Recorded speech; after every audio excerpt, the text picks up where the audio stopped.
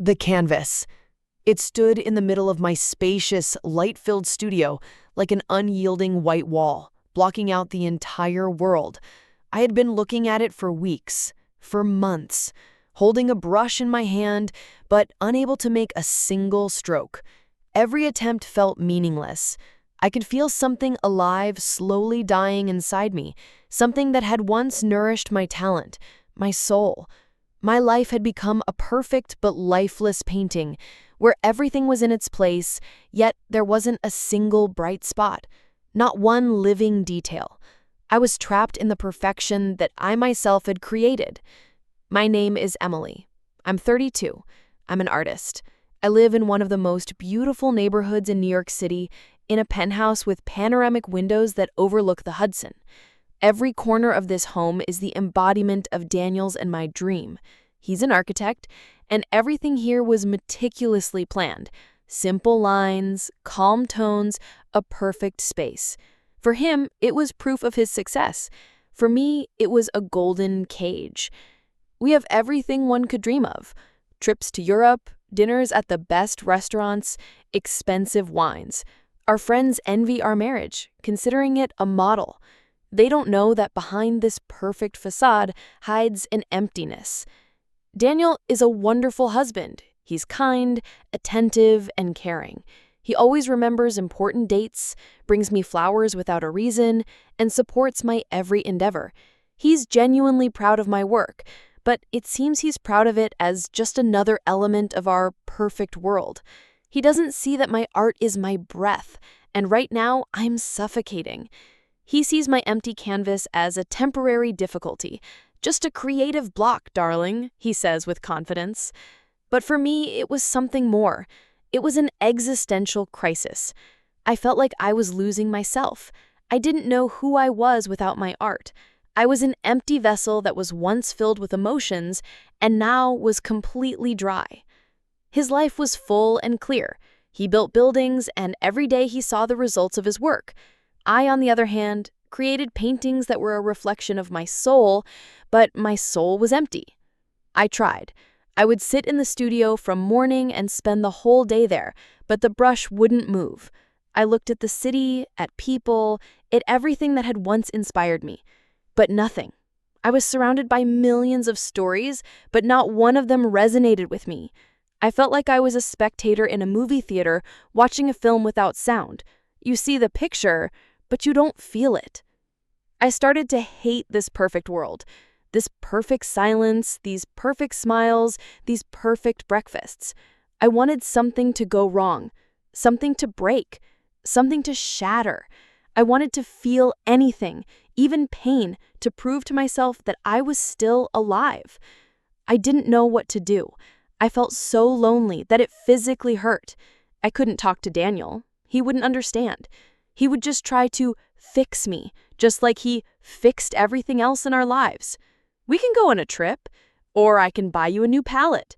I'll pay for a course in Paris. He would offer a perfect solution, not understanding that the problem wasn't the palette, it was my soul. And so I started to search. I started to search for something outside of this perfect world, something that could stir my consciousness, something that could breathe life into me.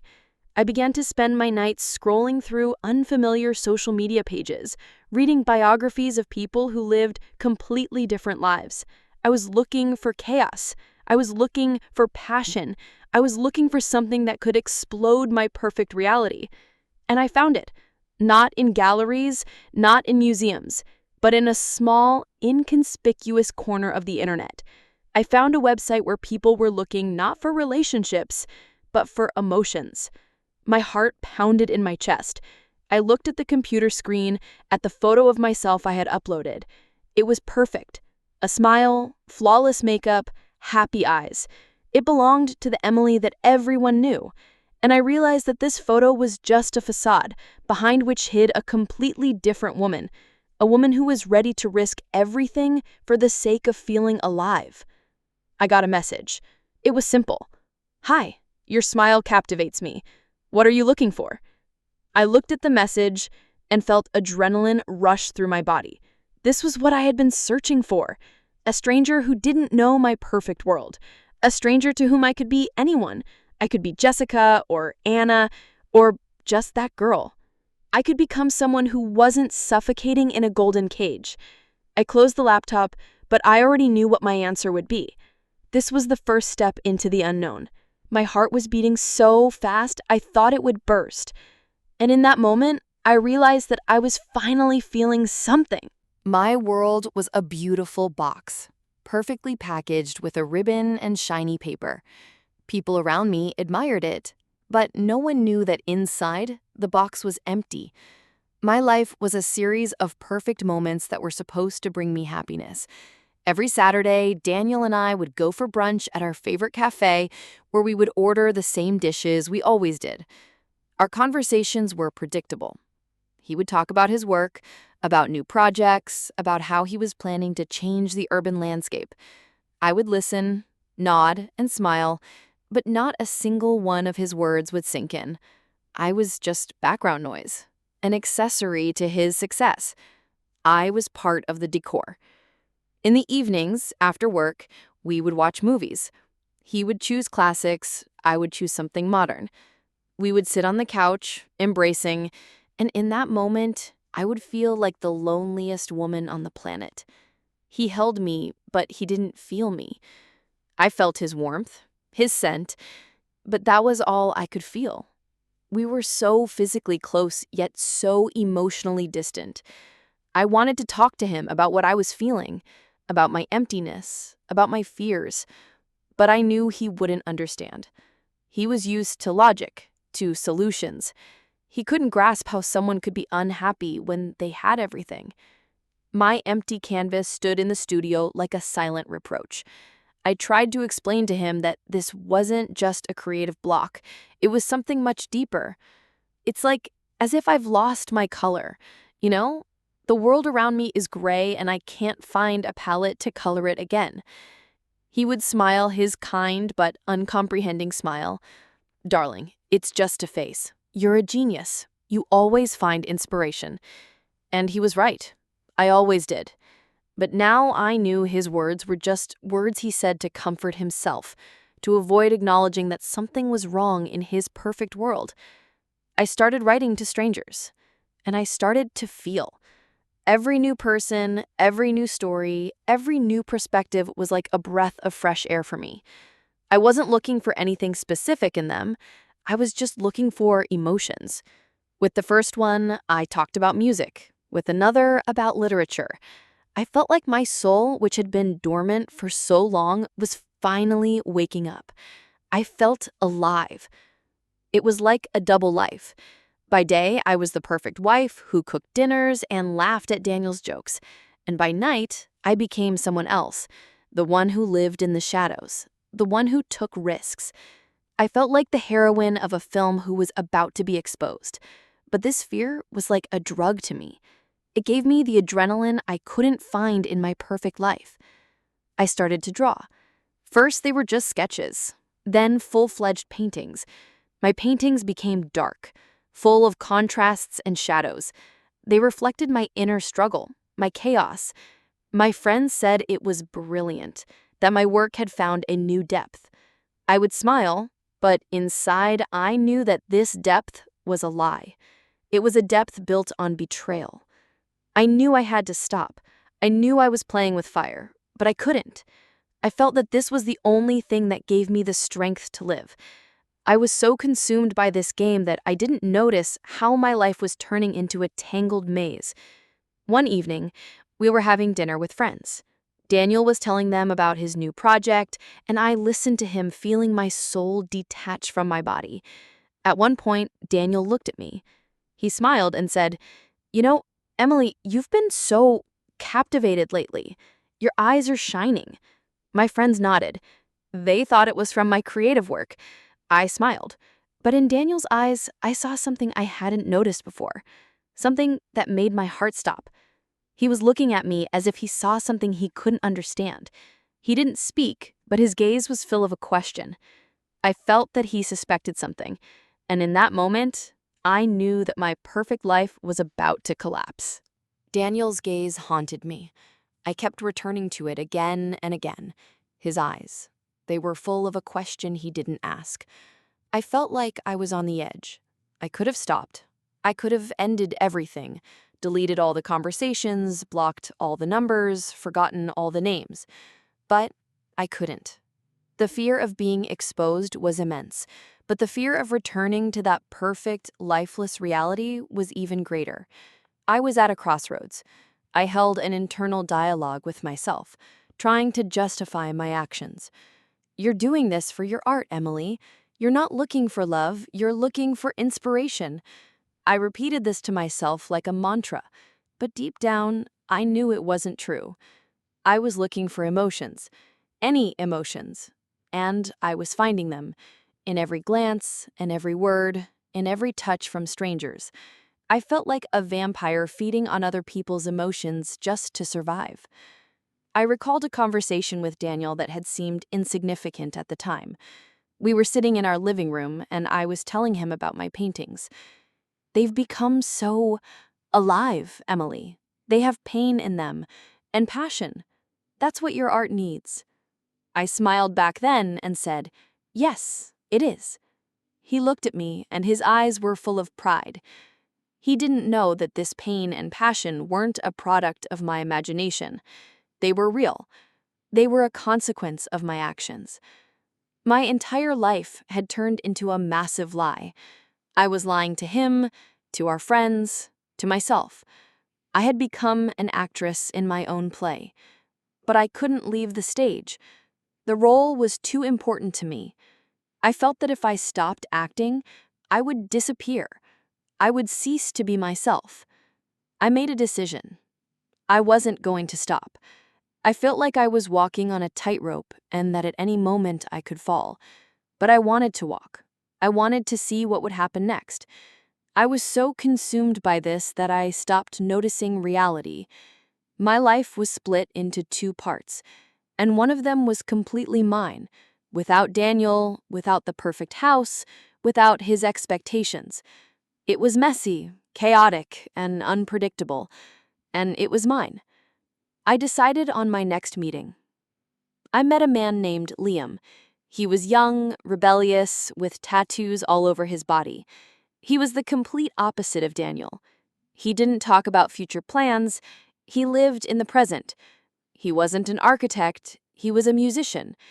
He was the embodiment of everything I felt was missing from my life. He talked to me about music, about freedom, about life. I felt myself coming alive. We sat in a small bar and he played the guitar. I looked at his hands, at his eyes. There was no lie in them. They were real. And in that moment, I felt that I could paint. I took out my sketchbook and began to draw. My hands moved on their own and I couldn't stop. When I returned home, Daniel was already asleep. I quietly went to my studio. I picked up the canvas and started to paint. My strokes were fast and confident. I was painting Liam. But I wasn't just painting his portrait. I was painting the chaos he had brought into my life. I was painting the passion I felt. I was painting the new me. And in that moment, I realized that I wasn't just looking for inspiration. I was looking for a new life. And I had found it. And that thought was the most terrifying of all. My studio had become a battlefield, a battle with myself, with the emptiness that had once consumed me.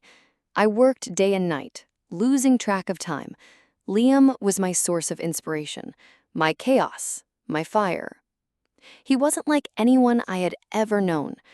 He lived in a small apartment cluttered with musical instruments. His life was like an improvisation.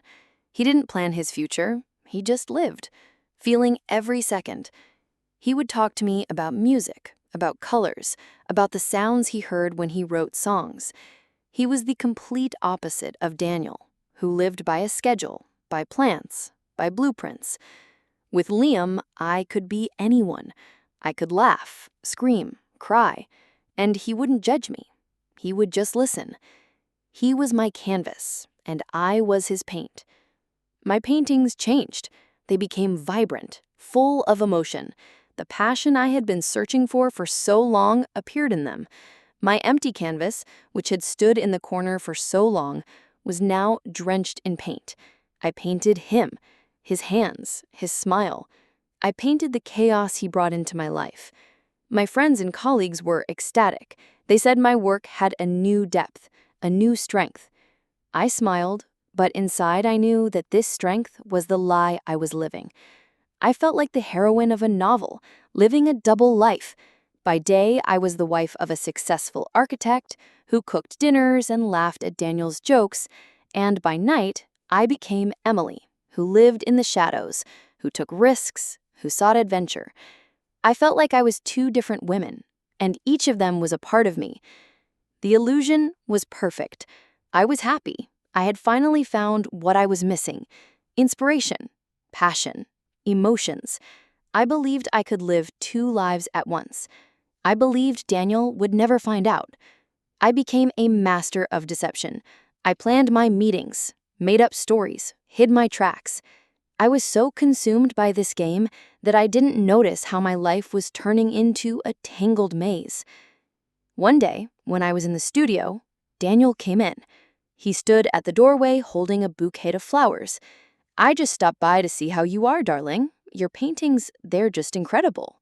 He walked up to one of my new works and ran his hand over the canvas. The painting depicted an abstract silhouette of a man playing a guitar. I felt my heart stop. I couldn't explain where I got the idea. I stood there looking at him, and my heart was pounding like crazy. At one point, Daniel looked at me and said, "You know, I'm so proud of you, Emily. You've finally found yourself." He smiled and left, leaving me alone in the studio. And I stood there, alone, in the light of my paintings, feeling that I was on the brink. I was so close to being exposed that I thought I couldn't breathe. After that incident in the studio, I became even more cautious. I turned my life into a carefully planned game of chess, where every move was calculated. My life with Daniel was now completely separate from my other life. I developed a system. I planned my meetings with Liam for the days when Daniel was busy with work or when he went to client meetings. I stopped answering my phone when I was with Daniel. I deleted all my call history and messages. My paintings became even more abstract, so he couldn't find any clues about my secret life in them. I started living in two different realities. In one, I was Emily, the perfect wife. I cooked him dinners, bought him gifts, listened to his stories about work. I was attentive and caring, and he was happy. He saw that I had found my inspiration again, and that made him happy. He didn't know that this inspiration was based on a lie. In the second life, I was a different woman. I was Emily who lived for the moment, who wasn't afraid of anything. With Liam, I was myself. I could talk about my fears, my desires. He didn't judge me. He accepted me for who I was. I felt like I was two different people. One of them lived in a perfect but lifeless world, and the other lived in a chaotic but real one. I learned to switch between them, as if between two different languages. When I was with Daniel, I spoke the language of love and care. When I was with Liam, I spoke the language of passion and freedom. And I was so good at this game that I started to believe my own lie. I convinced myself that this wasn't betrayal. This was a way to survive. This was a way to find myself. My art flourished. I sold paintings at exhibitions, and critics wrote glowing reviews about my newfound depth. One day, one of my paintings sold for a huge sum. Daniel was ecstatic. He organized a dinner with our friends to celebrate. They all gave me compliments, admiring my talent. I sat there and smiled, but inside I was cold. I knew that this success was built on a lie, and if the truth ever came out, all of this would collapse. In the middle of dinner, my best friend, Anna, who was also an artist, looked at me and said, "Emily, your new work is just incredible. It's full of fire. It's like you were asleep and now you've woken up." I felt my heart stop. She looked at Daniel and said, "You're lucky, Daniel. You've awakened a beast in her." She laughed, but in her eyes I saw something that made me shudder. She was an artist. She saw what others didn't. She saw the pain and she saw the chaos. She didn't know how right she was. I looked at her and she smiled. Her smile was kind, but her eyes were full of a question she didn't ask. And in that moment, I realized that my lie wasn't as perfect as I thought. I was on top of the world. My exhibition was a resounding success. My paintings were selling, and critics were writing rave reviews. Daniel was in a state of euphoria. He organized a big reception to celebrate my success. He stood next to me, his arm around my waist, and he smiled so proudly that I could barely look at him. He believed it was his doing. He thought his love and support had helped me overcome my creative block. He was happy, and his happiness was so genuine that it made me want to cry. The same evening I was with Liam.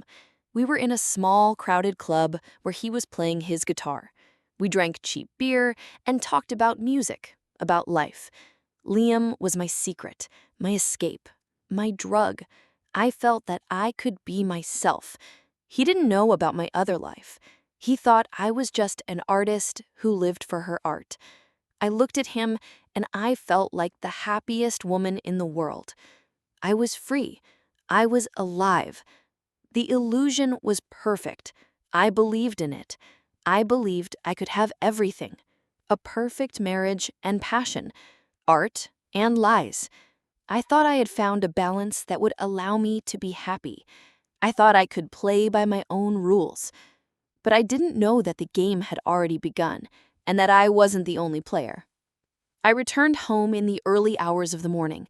Daniel was already asleep, but he had left a note for me on the table. "Darling, I am so proud of you. You're my world. I wish you could always be by my side. I bought you something to celebrate." I walked into the bedroom. A small box lay on my pillow. I opened it. Inside was a necklace. It was made of two intertwined hearts. One was gold and the other was silver. Inside there was an engraving, "My perfect half." I looked at the necklace, and in that moment the illusion shattered. I wasn't his perfect half. I was a traitor. I had been lying to get inspiration, and he believed that I loved him. His love was so pure, so genuine, that it crushed my lie. I felt tears rolling down my cheeks. I couldn't pretend anymore. I couldn't live two lives anymore. I held that necklace in my hand, and I felt that I had lost. The necklace. It lay in my hand like a brand, like a sentence. I looked at it, and the world around me was collapsing. Suddenly, I saw my whole life from the outside. Not the perfect picture I had created, but the reality. A reality in which I was a traitor, a liar, an actress. I couldn't sleep anymore. I couldn't eat anymore. Every time I looked at Daniel, I saw his smile, his eyes full of pride and love. And that smile, those eyes, caused me physical pain. I knew I didn't deserve his love. I wasn't worthy of his trust. I became paranoid. I was constantly checking my phone, my messages, my email. I was afraid he would find something I had missed. I was afraid he would find something that would prove my guilt. I couldn't think about Liam anymore, about our meetings. I only thought about Daniel, about how I could hide my lie. My life had turned into a huge, tangled maze where I was the only victim. He changed. I couldn't understand what was happening. He didn't say anything to me. He just looked at me. His eyes were full of a question he didn't ask. He started asking strange questions. "Were you at the studio today?" he would ask. I would say yes, but I felt that he didn't believe me. He started coming home earlier. He started calling me more often. I felt like he was watching me. I felt like he was looking for something, and I couldn't do anything about it. One evening, as we were having dinner, he asked me about my new work.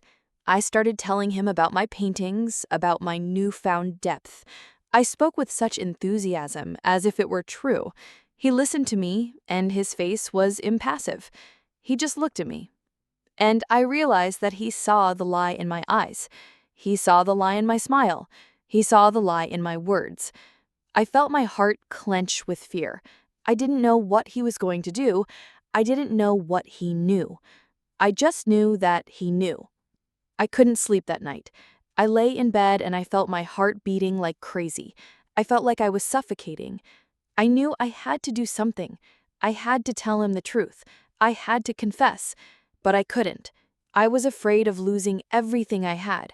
I was afraid of losing him. I got out of bed and went to my studio. I sat in front of a blank canvas and cried. I couldn't paint anymore. My hands were trembling. My soul was empty.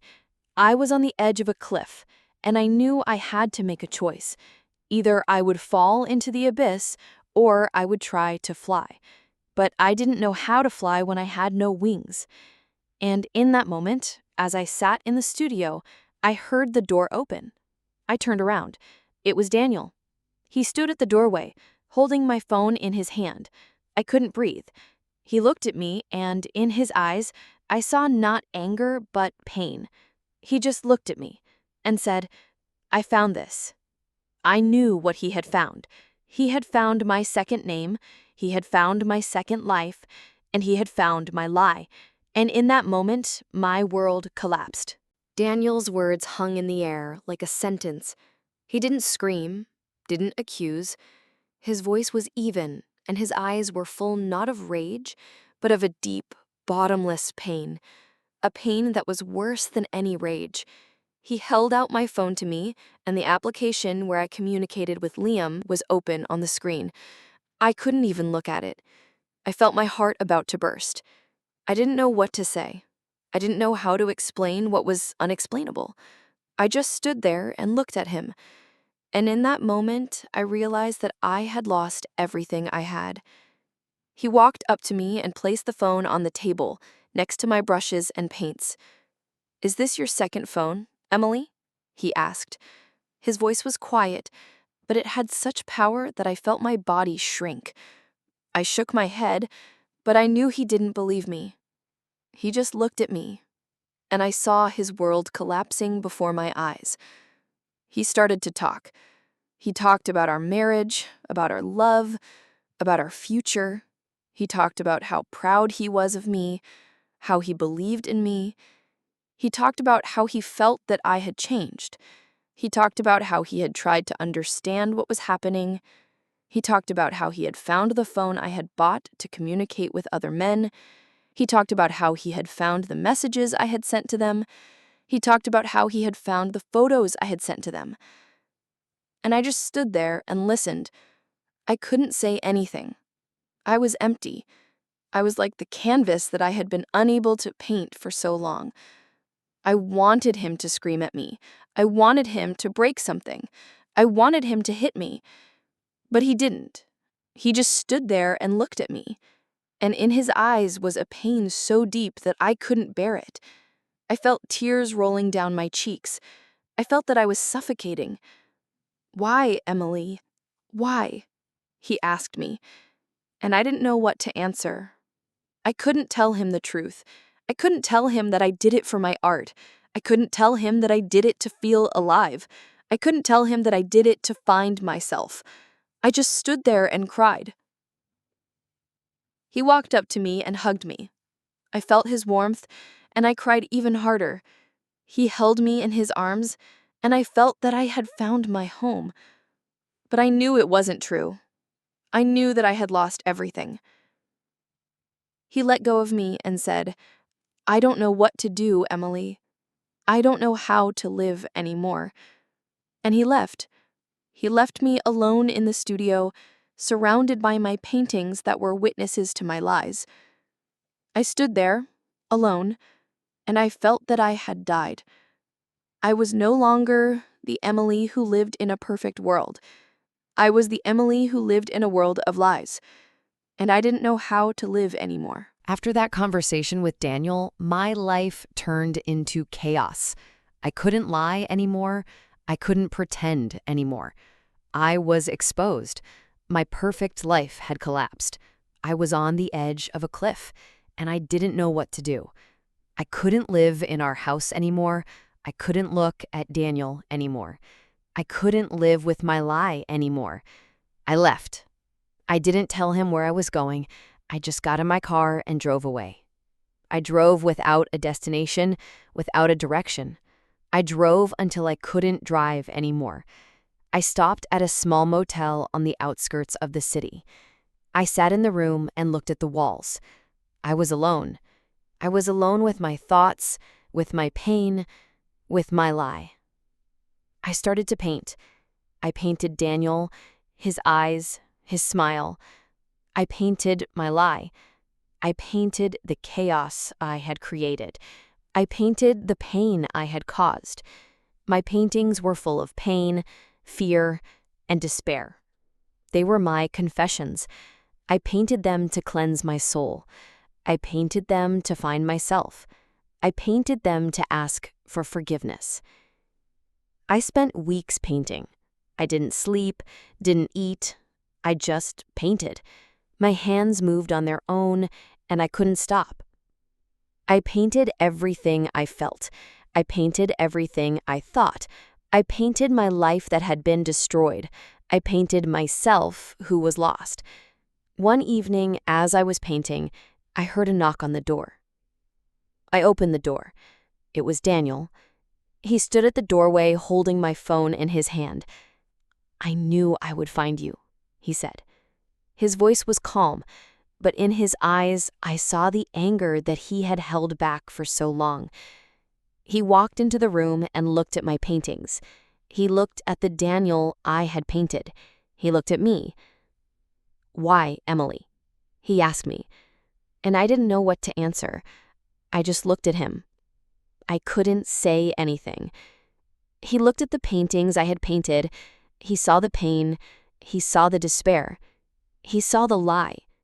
He understood. He looked at me and said, "You didn't do this for art, Emily. You did this because you wanted to destroy everything we had." And he was right. I wanted to destroy everything to find myself. I wanted to destroy everything to build something new, but I didn't know that I could only build something new on the ruins.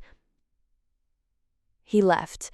He left me alone in the room, surrounded by my paintings. I stood there, alone, and I felt that I was free. I was free from the lie. I was free from the fear. I was free from Daniel. I was free from myself. I sat on the floor of the motel room, surrounded by my paintings. Each of them was a part of me, a part of my lie. Daniel had left, leaving me alone with my truth. I looked at the paintings that were witnesses to my fall. I saw Liam, Daniel, and myself on them. I saw pain, passion, and lies on them. I saw everything. I was alone with myself. I was alone with my conscience. I was having an internal dialogue, trying to justify myself. I told myself that I did it for art, that I did it to find myself, that I did it to feel alive. But deep down, I knew that it wasn't true. I knew that I did it because I wanted to destroy my perfect world.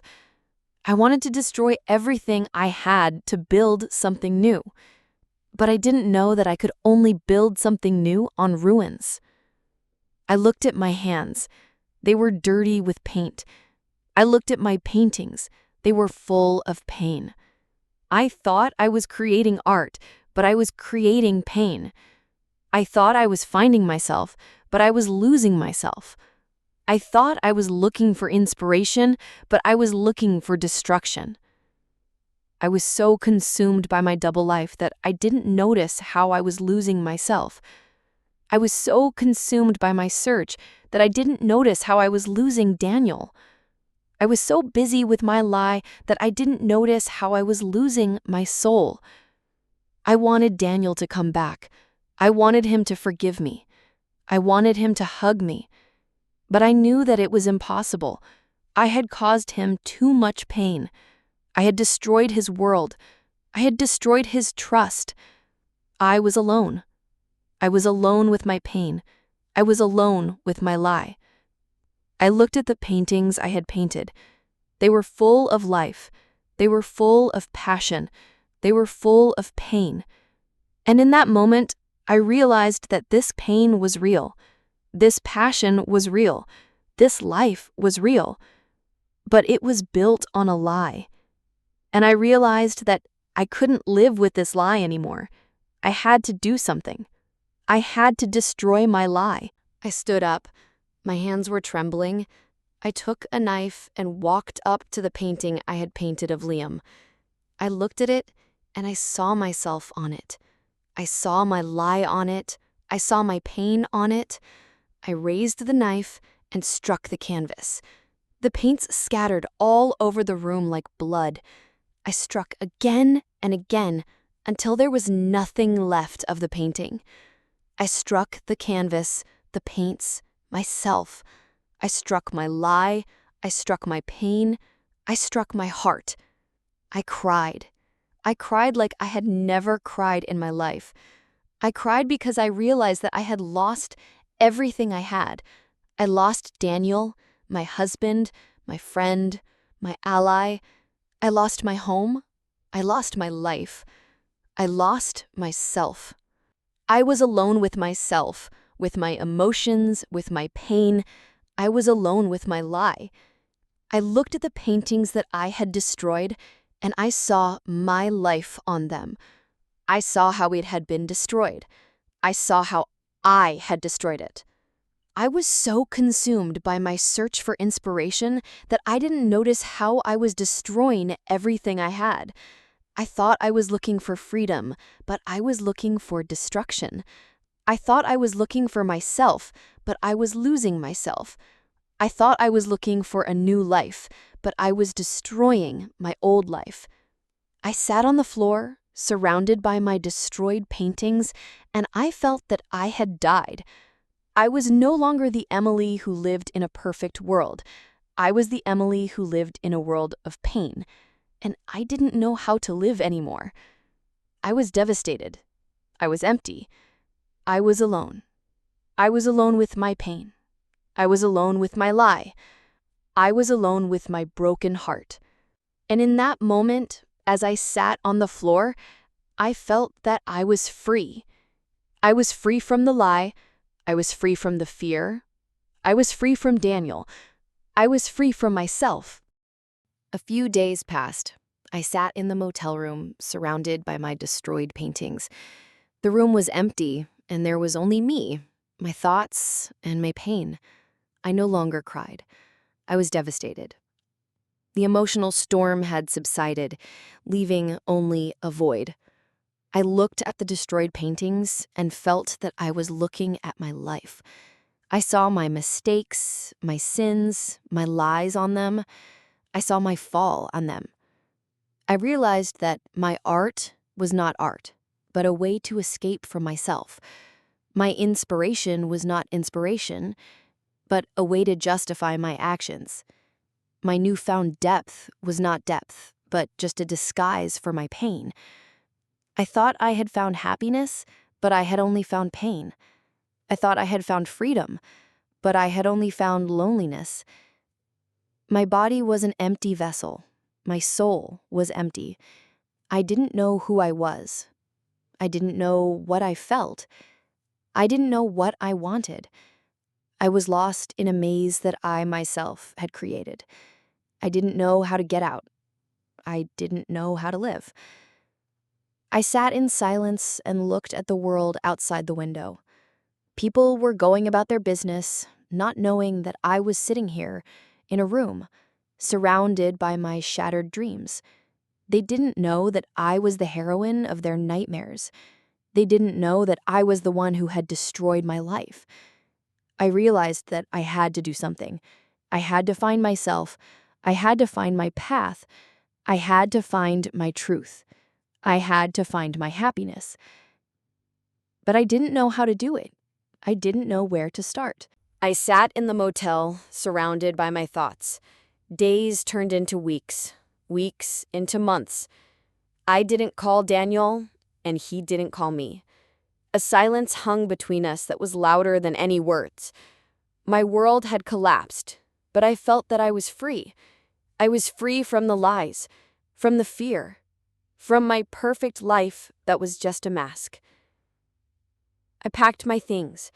Everything I had fit into one small bag. I left the paintings in the motel.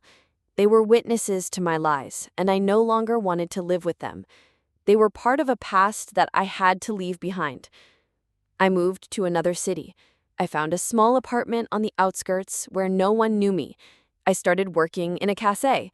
I made coffee, smiled at people, and no one knew that I had once been a famous artist.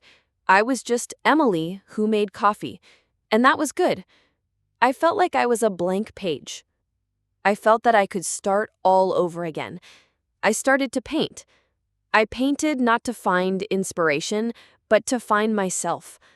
I painted not to sell paintings, but to heal my soul.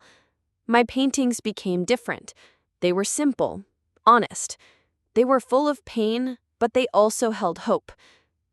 I painted myself, not the perfect Emily, but the one who was broken and who was trying to put herself back together. I didn't know what would happen next. I didn't know if I would ever find happiness, but I knew that I had to do something to find myself. I had to find my path. I had to find my truth. I had to find my soul. 2 years passed. I was still living in the small apartment. I was still working in the cafe. My paintings hung on the walls of my apartment. They were my story. They were my path. They were my healing. I didn't think about Daniel. I didn't think about Liam. I only thought about myself. I thought about how I could find myself. I thought about how I could live on. I thought about how I could be happy. One day, when I was sitting in the cafe, I saw Daniel. He walked into the cafe and he was alone. He looked older. His hair was gray. He sat down at a table and I felt my heart about to burst. I wanted to go up to him, but I couldn't. I couldn't look at him. I couldn't look at the pain I had caused him. I went back to the kitchen and started making coffee. I was making it and my hands were trembling. I knew I couldn't run anymore. I had to do something. I had to talk to him. I had to ask for forgiveness. I walked up to him with the coffee. He looked at me, and in his eyes I saw not anger, but sadness. "Emily," he said. I couldn't say anything. I just looked at him. "I thought I would find you," he said. "I wanted to talk to you." I nodded. We sat in the cafe and we talked. We talked about our past, about my lies, about my pain. I told him everything. I told him about my fears, about my crisis, about my search. I told him about my lie. He listened to me, and in his eyes I saw that he understood. He didn't forgive me, but he understood, and that was enough. He said, "I don't know what will happen next, but I know that I had to talk to you." He left, leaving me alone, and I sat there, alone, and I felt that I was free. I was free from the lie. I was free from the fear. I was free from Daniel. I was free from myself. A few more years passed. I became a different Emily. I was no longer the perfect Emily who lived in a perfect world. I was the one who lived in a world that was far from perfect. I was the one who lived in a world that was full of pain, fear, and despair. But in this world, there was also hope. I opened my own small studio. I painted not for money, but for my soul. I painted not for fame, but for myself. My paintings were honest. They were my confessions. They were my truth. They were my path.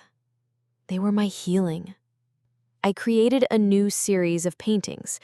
On one, I drew the necklace that Daniel had given me. It was broken, and cracks emanated from it, spreading across the entire canvas. Next to it was a blank canvas, and on it, drops of blood. I named this series Anatomy of a Lie. My paintings were my truth that I could no longer hide. I exhibited them in a small gallery. I didn't expect anyone to come, but people came, and they understood. One evening, I was sitting in my studio, and I heard someone come in. I turned around. It was Daniel. He stood at the doorway. In his eyes, There was neither anger nor forgiveness. There was only boundless sadness, and I saw that he had never been able to overcome it. He walked up to the painting where I had drawn him. He looked at it, then at me. I thought I could understand. I thought the pain would go away. But it hasn't, Emily. I can't forgive you. And I don't want to, because that would make what you did insignificant. And it isn't. He turned and left me alone in the studio. Not another word, not a look back. He left me no hope, not even the chance to say goodbye. He was gone. And in that moment, I realized that I was free. I was free from the lie. I was free from the fear. I was free from him. But this freedom was cold. It brought no happiness, only the solitude that I deserved. And it will be with me always, just like my pain.